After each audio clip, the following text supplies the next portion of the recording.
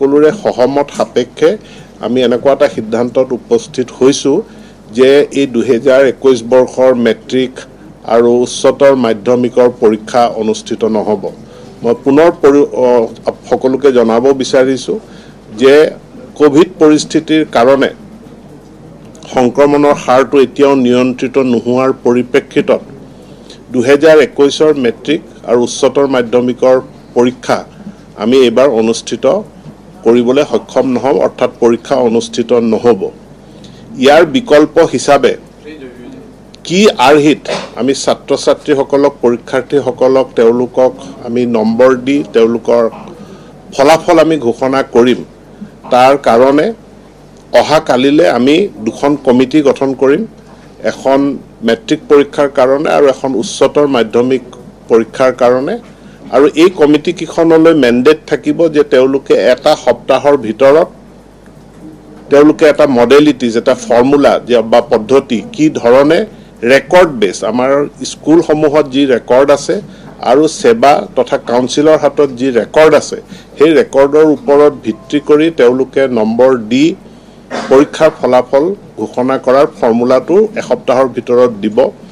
আৰু আজি এইটো সিদ্ধান্ত হৈছে যে 31 জুলাইৰ ভিতৰত কাউন্সিল আৰু আমাৰ সেৱা ফলাফল 31 জুলাইৰ ভিতৰত ঘোষণা কৰিব লাগিব। আৰু কৰিবৰ কাৰণে আজি যেহেতু ইয়াত আমাৰ কাউন্সিলৰ প্ৰতিনিধিও আছিল, সেৱাৰ প্ৰতিনিধিও আছিল, তেওঁলোকে কৈছে এসপ্তাহৰ ভিতৰত যদি আমাক ফৰ্মুলা দি দিয়ে তেতিয়াহ'লে আমি 31 জুলাইৰ ভিতৰত আমি ফলাফল ঘোষণা কৰিবলৈ সক্ষম হ'ম।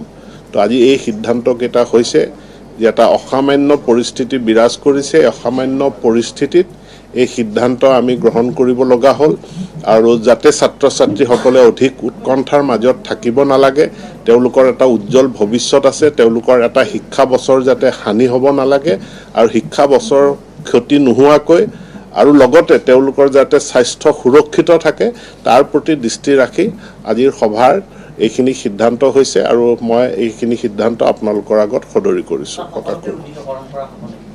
নাই, এইটো কমিটি এটা ফৰ্মুলা দিব, নিশ্চিতভাৱে সকলোকে উন্নীত কৰাৰ কথাটো ইয়াত অহা নাই বা তেনেকুৱা কোনো সিদ্ধান্ত গঠন হোৱা নাই। অহা কালিলৈ দুখন কমিটি গঠন হ'ব, সেই কমিটিখনে কেনেধৰণে নম্বৰ দিব সেইটো ৰূপৰেখাটো ৰেকৰ্ড বেছ, কোনো ছাবজেক্টিভ বা ধ্যান ধাৰণাৰ ওপৰত নহয়।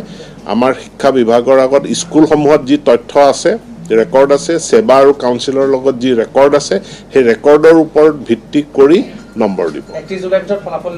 31 জুলাইৰ ভিতৰত ফলাফল ঘোষণা কৰা হ'ব। কিন্তু এইখিনিতে এটা প্ৰশ্ন হৈছে যে 5 পৰা 10 বছৰ পিছত যদি তেওঁলোকে কলেজৰ কাৰণে এপ্লাই কৰিব লগা UGCৰ নৰ্মছ অনুসৰি হাইস্কুল শিক্ষান্ত পৰীক্ষাৰ আৰু হায়াৰ ছেকেণ্ডাৰী পৰীক্ষা যথেষ্ট নম্বৰৰ গুৰুত্ব আছে।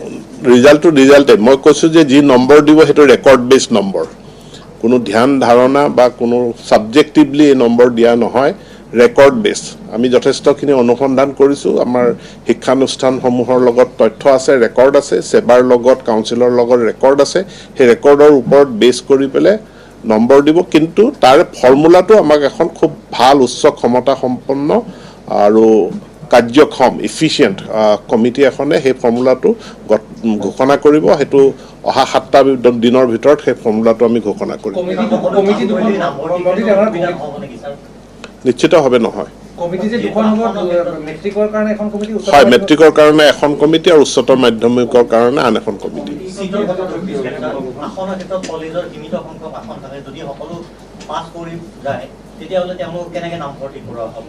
নাম তাৰ কাৰণে সেইটো এটা বেলেগ সমস্যা বা আমাৰ আসন যথেষ্ট পৰিমাণে আছে। আমাৰ নতুন নতুন চৰকাৰী খণ্ডতো আমাৰ স্কুল আমি কলেজ খুলিছোঁ, গতিকে কিমান সংখ্যক পাছ কৰিব এইটো এনেধৰণে নম্বৰ দিয়াৰ কাৰণেই যে 100% পাছ কৰিব তাৰ কোনো গেৰাণ্টি নাই। এইটো আমি কমিটি গঠন কৰি দিছোঁ, তাৰ ৰূপৰেখাটো কমিটিয়ে দিব।